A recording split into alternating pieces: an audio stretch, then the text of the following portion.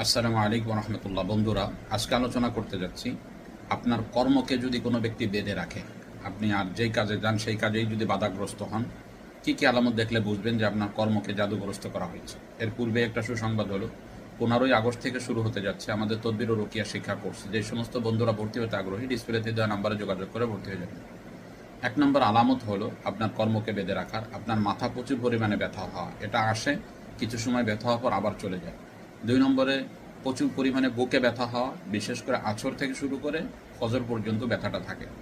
3 নম্বরে অতিরিক্ত দুশ্চিন্তা এবং মানসিক অশান্তি কাজ করতে থাকা। 4 নম্বরে ঘুমের মধ্যে অস্থিরতা হওয়া। 5 নম্বরে পেটে ব্যথা হওয়া। 5 নম্বরে পিঠে ব্যথা হওয়া। আর 6 নম্বর হলো মেয়েদের কখনো কখনো একেবারে কুৎসিত দেখানো, বিশেষ করে যখন পাত্র দেখতে আসে তখন। 7 নম্বরে বিবাহ ঠিক হয়ে গেছে, হঠাৎ করে এটা ভেঙে যা। 8 নম্বরে বিবাহর পাত্র দেখতে গেলে কোনো বিশেষ ঘটনা ঘটে।